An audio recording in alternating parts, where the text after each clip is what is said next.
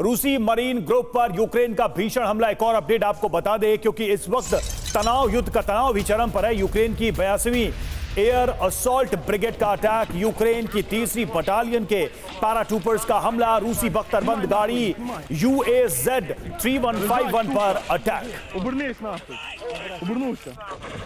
Куди ты можешь? Вставай, вставай, бегом. Приняли меня, трупы закинуть назад, закрыть, как будто так все и было. Закидывай. Да, давайте, закидайте их назад. Закидайте назад. और एक और बड़ी खबर रोस्तोव से खबर है। रोस्तोव में रूसी ऑयल डिपो में तबाही मची है। अब तक धधक रहा है रूसी ऑयल डिपो की आग बुझाने की कोशिशें जारी है। और एक और तस्वीर सामने आई है, यूक्रेन पर रूस का विध्वंसक हमला। कुर्स्क के लांसेट में यूक्रेनी ट्रक नष्ट हुआ है। रूसी हमले में मोटार लदा ट्रक तबाह हो गया। देखिए तस्वीरें किस तरह से ये ट्रक इस हमले की जद में आया।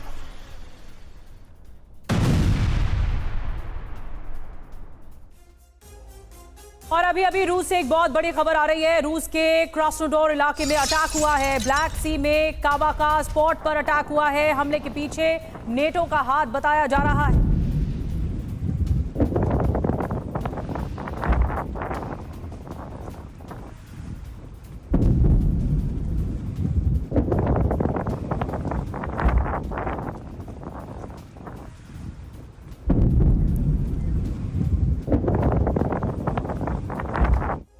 तो वीडियो आपने देखा और आप देखिए कि ये खबर है क्या। तो क्रास्नोडार में ऑयल टैंक लदे शिप पर अटैक हुआ है और कावाकास पोर्ट पर बनाया निशाना। जहाज पर 30 फ्यूल टैंक लदे हुए थे जिस पर यह हमला किया गया और 17 क्रू सदस्यों को बचाया गया। आग बुझाने के लिए विशेष ट्रेन की मदद ली गई। कर्च ब्रिज के पास यह कावाकास पोर्ट है और रूस का दावा है कि पोर्ट को नुकसान नहीं पहुंचा है। और अब आपको बताते हैं कि इसमें आरोप क्या क्या लगे हैं। खबर तो हमने आपको बताई कि हमले की साजिश रची गई। ये पहला आरोप है जिसमें सीधे तौर पर यह कहा जा रहा है नेटो हमले में शामिल है और क्रास्नोडोर में पहली बार नेटो अटैक हमले की साजिश पहले रची गई। ये सारे आरोप लगाए जा रहे हैं। तो देखिए एक तरफ युद्ध का तनाव भी चरम पर है इस वक्त और ऐसे में शांति की पहल की भी बात कही जा रही है। सुशील कुमार जी हमारे साथ फॉर्मर एम्बेसडर भी जुड़ चुके हैं। सुशील जी, ये स्थिति जो हम देख रहे हैं, एक तरफ यूक्रेन युद्ध के अब तक के अपने सबसे हाई पॉइंट पे है, रूस की टेरिटरी में घुस चुका है, बार्गेनिंग की कोई सिचुएशन नहीं है। दूसरी तरफ प्रधानमंत्री का वहां पहुंचना और दुनिया को, ज़ेलेंस्की को, पुतिन को और वेस्ट को ये उम्मीदें कि शायद कोई पीस की बात हो।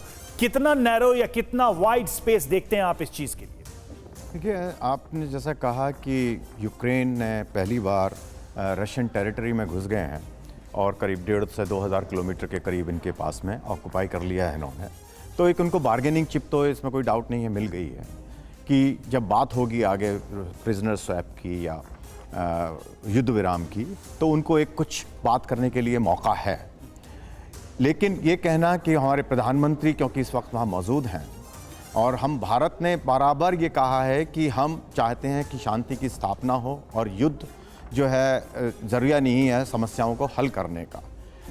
और हमने ये भी कहा है, जैसे कि हमारे सेक्रेटरी वेस्ट ने बोला था, कि हम जो है अगर दोनों देश चाहते हैं तो we can act as a post office. तो हो सकता है कि प्रधानमंत्री जब वहाँ मिलें, क्योंकि अभी जैसा भी बताया गया और जैसा हम जानते हैं कि हमारे प्रधानमंत्री रशिया मॉस्को की यात्रा पे गए थे और वहाँ प्रेसिडेंट पुतिन से उनकी बातचीत हुई, तो हो सकता उनको अंडरस्टैंडिंग तो है ऑब्वियसली कि क्या उनका विचार है प्रेसिडेंट पुतिन का। और इधर ये प्रेसिडेंट जेलेंस्की से भी वो 2-3 दफ़ा मिल चुके हैं। तो एक ये मौका होगा कि उनकी दोनों को उनकी आपस में जो बात है, जो बात नहीं हो रही है, वो भारत एक ऑनेस्ट ब्रोकर की तरह उनके पोस्ट ऑफिस की तरह उनसे बात कर सकते हैं। लेकिन ये बड़ी इनिशियल स्टेज है तो हमें बहुत ज़्यादा इससे उम्मीद रखना। क्या आप युद्ध के दौरान भारत की न्यूट्रलिटी को और दूसरा कि भारत के इंटेंट को, यानी ग्लोबली अगर देखें, इन दोनों को भारत के स्ट्रेंथ के तौर पर देखते हैं आप? बिल्कुल, इसमें कोई शक नहीं है कि इंडिया जो है आज जो है ग्लोबल साउथ की वॉइस है एंड इंडिया हमेशा ऑनेस्ट ब्रोकर रहा है एंड एज वी से कि हमारा जो है भारत जो है हमेशा फर्स्ट रेस्पॉन्डर रहा है जब भी कहीं समस्या होती हैं। तो हमारे जो क्रेडेंशियल्स हैं वो बहुत स्ट्रॉन्ग हैं, तो जो कि एक मीडिएटर या ब्रोकर के लिए होने चाहिए, तो उसमें कोई बात नहीं है। लेकिन क्योंकि समस्या इतनी जटिल है ये कि इसका समाधान एक आसान नहीं है, लेकिन कहीं ना कहीं किसी को कोई पहल होनी चाहिए। एंड मेरे विचार से भारत एक अपनी उस सिचुएशन में है कि जहां वो पहल कर सकते हैं। तो मेरा अपना विचार है कुछ बातें होंगी, ज़रूर होंगी, क्योंकि एक हमारा पहले भी स्टैंडिंग है, हमेशा भारत सरकार की रही है कि युद्ध समस्याओं का हल नहीं है, बातचीत ही समस्या का हल है। तो दोनों देशों को, सोवियत यूनियन रशिया को और जो है यूक्रेन को, दोनों को भारत की यही सलाह है, हमेशा रही है, और मेरा विचार है कि प्रधानमंत्री यही सलाह देंगे कि बातचीत एक सही तरीका है, क्योंकि दोनों को नुकसान हो रहा है इस युद्ध से, फायदा किसी का नहीं है। सभी की नजरें भारत पर हैं, सभी की नजरें प्रधानमंत्री मोदी की ओर हैं कि क्या प्रधानमंत्री मोदी इस युद्ध को रुकवाने के लिए क्या पीस मेकर की भूमिका निभाएंगे, और इसी आस के साथ पूरी दुनिया इस वक्त देख रहे हैं यूक्रेन की तरफ।